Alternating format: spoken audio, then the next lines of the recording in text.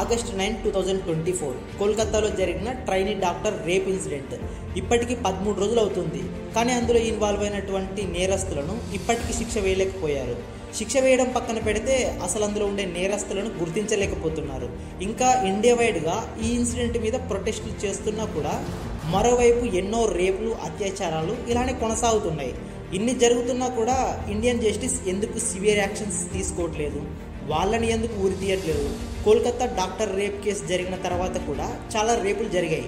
అంటే దేశమంతా ఒకవైపు ఉడికిపోతుంటే కొన్ని మానవ మృగాలు వాటిని ఎలాంటి లెక్క చేయకుండా అలానే రేపులు, అత్యాచారాలు కొనసాగిస్తూనే ఉన్నారు. ఇలా చేయడానికి కారణం ఇండియన్ గవర్నమెంట్ ఏం చేస్తుందిలే, మహా అయితే జైలు శిక్ష వేస్తుంది అంతే కదా అని లైట్ తీసుకుంటున్నారు. ఇక కేసు విషయంలోకి వెళ్తే ఒక 31 ఏళ్ళు ఉన్న ట్రైనీ డాక్టర్ని మనుషుల్లా కూడా ఆలోచించకుండా మానవ మృగాల్లా తయారై కొన్ని గంటల పాటు చిత్రహింసలు పెట్టి మానసిక ఆనందం పొంది రేప్ చేసి చంపారు. ఇన్సిడెంట్ జరిగి ఇన్ని రోజులు అవుతున్నా కూడా అందులో దొరికిన ఒకే ఒక్కరు సంజయ్ రాయ్. ఇతనును మాత్రమే ఇంట్రాగేషన్ చేస్తున్నారు. మిగతా వాళ్ళను ఇప్పటి వరకు పట్టుకోలేకపోతున్నారు. ఆమెను అంత చిత్రహింసలు పెట్టి చంపడం వెనుక చాలా కారణాలు ఉన్నాయనే వార్తలు వింటూనే ఉన్నాం. ఇందులో పెద్ద పెద్ద పొలిటీషియన్స్ ఇన్వాల్వ్మెంట్ కూడా ఉంది అని వింటున్నాం. అండ్ ఈ ఇన్సిడెంట్ జరిగిన తర్వాత ఆ కాలేజీ ప్రిన్సిపల్ అయిన సందీప్ ఘోష్ ఆ ఇన్సిడెంట్ మీద నెగిటివ్ కామెంట్ చేయడం అండ్ అతను తన జాబ్కు రిజైన్ చేయడం, మళ్ళీ వేరే కాలేజ్కు ప్రిన్సిపల్గా అపాయింట్ చేయడం. ఇందులో ఊహించినటువంటి చాలా పెద్ద పెద్ద పొలిటికల్ లీడర్స్, స్కామర్స్ ఇందులో ఉన్నారని అనిపిస్తుంది. వాళ్ళు రేప్ చేసి చంపింది ఒక డాక్టర్ని మాత్రమే కాదు, కొన్ని వేల మంది ఆశయాన్ని, కొన్ని వందల మంది విజయాన్ని లెక్క చేయకుండా చంపేశారు. ట్రైనీ డాక్టర్కి ఒక హ్యాబిట్ ఉండేదట, ప్రతిరోజు డైరీ రాసుకోవటం. ఆమె చనిపోయిన తర్వాత తన బాడీ పక్కన ఆ డైరీ పడి ఉంది. ఆ డైరీలో ఆమె కలను, ఆశలను రాసుకుంది.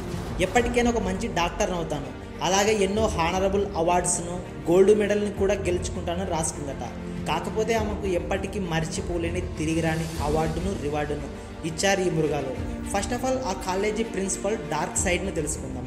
ఆర్జికర్ ప్రిన్సిపల్ సందీప్ ఘోష్ మీద 2 ఏళ్ల క్రితం ఆ కాలేజీలో ఉన్నటువంటి డిప్యూటీ సూపరింటెండెంట్ అయిన అఖ్తర్ అలీ సందీప్ ఘోష్పై ఆ స్టేట్కి సంబంధించినటువంటి విజిలెన్స్ కమిషన్కు కంప్లైంట్ రైజ్ చేశాడు. లైక్ అతను చేస్తున్నటువంటి మోసాలను, గవర్నమెంట్ డబ్బును మిస్యూజ్ చేసుకోవడం పైన, ఇంకా వెండర్ అంటే కొనే వాళ్ళను సెలెక్షన్స్లో నెపోటిజం చూపించి వాళ్ళ దగ్గర నుంచి ఎక్కువ లంచం తీసుకునేటోడట. ఇంకా కాంట్రాక్చువల్ స్టాఫ్ రిక్వైర్మెంట్ చేసుకోవడంలో చాలా ఇర్రెగ్యులర్గా ఉండేవాడట. ఆర్జికర్ కాలేజ్లో సందీప్ ఘోష్ చేసే ఇలాంటి పనులన్నీ ఎప్పుడో బయటకు వచ్చేవి.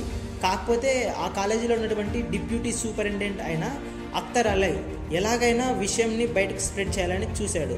West Bengal health recruitment board chairman అయిన డాక్టర్ సుదీప్తా రాయ్కు కంప్లైంట్ రైజ్ చేశాడు. అలా కంప్లైంట్ చేయడం వల్ల అతను టర్మినేట్ చేస్తాం అన్న విధంగా ట్రీట్ చేశారు. అయినప్పటికీ ఆయన ఆ స్టేట్కు deputy superintendent of health recruitment బోర్డులో వర్క్ చేస్తున్నారు. అయినా కూడా ఆయన ఇవన్నీ లెక్క చేయకుండా ఎలాగైనా అతను చేసే మోసాలను బయట పెట్టాలని తన కంప్లైంట్ను రైజ్ చేశాడు. అప్పుడు యాంటీ కరప్షన్ బ్రాంచ్ సందీప్ ఘోష్కు అగెనెస్ట్గా అలిగేషన్స్ వేశారు. అయినా కూడా కంప్లైంట్ మీద పెద్దగా ఎలాంటి యాక్షన్స్ తీసుకోవడం కానీ, మార్పు కానీ రాలేదు. అలాగే ఆర్జికర్ కాలేజీకి ప్రిన్సిపల్గా కంటిన్యూ చేశారు. ఇంకా ఆశ్చర్యం కలిగించే విషయం ఏంటంటే ప్రిన్సిపల్ అయినటువంటి Sandeep Ghosh last year corruption and trafficking in bodies and medical వేస్ట్లో ఒక అక్యూజ్డ్గా కూడా ఉన్నారు. యాక్చువల్గా బయలాజికల్ మెడికల్ వేస్ట్ని లైక్ యూజ్డ్ సిరంజిన్, మెడికల్ వేస్ట్, యూజ్ చేసిన హ్యాండ్ గ్లౌజ్ వీటన్నిటిని as per the disinfection norms ప్రకారం వాటిని డిస్పోజ్ చేయాలి. అలా చేయకుండా డాక్టర్ ప్రిన్సిపల్ సందీప్ ఘోష్ వీటిని బంగ్లాదేశ్ సిటిజన్స్కు ఎక్స్పోర్ట్ చేసి అమ్ముకునేవాడట. ఎన్డీఏ ఆర్టికల్ ప్రకారం సందీప్ ఘోష్ చేసినటువంటి ఇంకో ఇల్లీగల్ మాఫియా చనిపోయినటువంటి డెడ్ బాడీస్ని అమ్ముకునేవాడు. ఇంకా చెప్పాలంటే అక్కడ వర్క్ చేసేటువంటి కాంట్రాక్టర్స్ దగ్గర కూడా 20% కమిషన్ తీసుకొని, ఇంకా స్టూడెంట్స్ ఎవరైతే ఫెయిల్ అయి ఉంటారో వాళ్ళ దగ్గర నుంచి కూడా మనీ తీసుకునేవాడట. ఇది ఆ కాలేజీలో జరుగుతున్నటువంటి మాఫియా మాత్రమే. ఇంకా అతనికి ఉన్నటువంటి కనెక్షన్స్ ఏంటో ఎవరికి తెలుసు, ఎంత పెద్ద మెడికల్ మాఫియా జరుగుతుందో అని. ఇప్పటి వరకు అయితే ఆ కేసులో తెలిసినటువంటి నిందితులు కేవలం Sanjay Roy and principal Sandeep Ghosh. And ఆ స్టేట్ గవర్నమెంట్ కూడా ఇందులో ఇన్వాల్వ్మెంట్ ఉంది అని అంటున్నారు. ఇందులో ఎంత నిజం ఉందో, ఎంత అబద్ధం ఉందో ఎవరికి తెలియదు. ఇది కేవలం హైపోథెటిక్స్ మాత్రమే. ఈ క్రైమ్లో ఇన్వాల్వ్ అయినటువంటి నిందితులకు ఎలా శిక్షించాలంటే ఇది కేవలం నా ఒపీనియన్ మాత్రమే. ఈ క్రైమ్లో ఎవరైతే ఇన్వాల్వ్ అయి ఉంటారో వారందరికీ ఎలాంటి శిక్ష పడాలంటే ఇండియా వైడ్గా ప్రతి విలేజ్లో, ప్రతి సిటీలో, ప్రతి లొకాలిటీలో వాళ్ళని చంపేటప్పుడు ఎలా టార్చర్ పెట్టి చంపుతున్నారు, ఎవరు ఇమాజిన్ చేయనంతగా టార్చర్ చేసి చంపాలి. అలాగే ప్రతి ఒక్కరు చూసేలా ప్రొజెక్టర్లోను మానిటర్లోను వేయాలి. దాన్ని ప్రతి ఒక్కరు చూడాలి.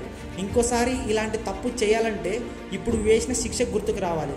ఇలా చేస్తే తప్ప ఇంకోసారి తప్పు చేయాలనే ఆలోచన రాదు. ఇది కేవలం నా ఒపీనియన్ మాత్రమే. మరి మీరేమనుకుంటున్నారో కమెంట్ రూపంలో తెలియజేసి స్పందించండి.